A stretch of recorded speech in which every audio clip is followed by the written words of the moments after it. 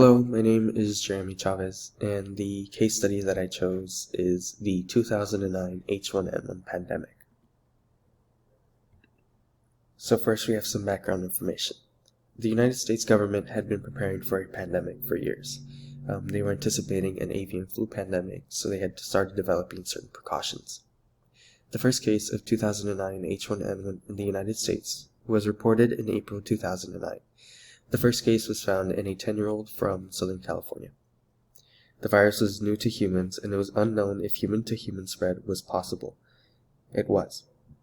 After some time, it was determined that the 2009 H1N1 virus was being spread between humans and not pigs. 2. Current situation. The government had been preparing for an avian flu pandemic. There were already preparations in place. Like I mentioned before, this was a fear that was growing in the U.S. government, so they wanted to be prepared. President Barack Obama had been elected less than 6 months prior to the pandemic, so he was spearheading most of the operations. The 2009 H1N1 outbreak was declared a public health emergency of international concern on April 25th by the World Health Organization. Next, we'll discuss SWOT, which stands for Strengths, Weaknesses, Opportunities, and Threats.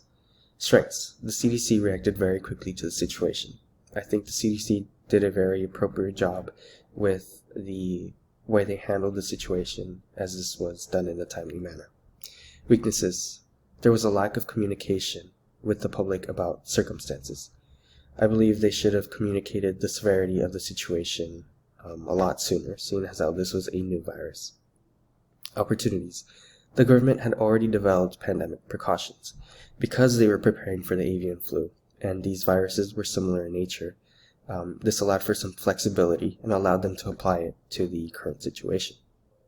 Threats. This new virus was not easily treated as it was resistant to 2 common antiviral medications, and children and pregnant women were most at risk for death from the new virus. 3. Core issues. 2009 H1N1 and influenza A had very similar symptoms, so it was easy to get them confused. This didn't help as both of them were appearing at the same time. The new virus was not affected by antiviral drugs that had worked before. As such, emergency use authorizations had to be issued for oseltamivir and zanamivir. This new virus was a combination of different influenza strains.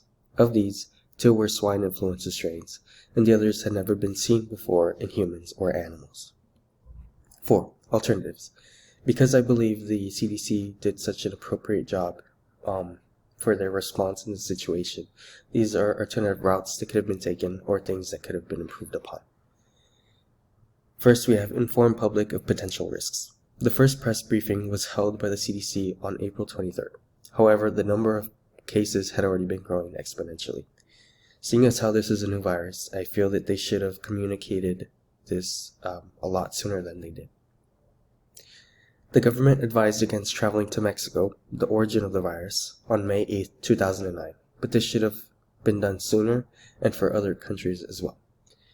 The government advised against traveling. They didn't actually ban traveling to Mexico.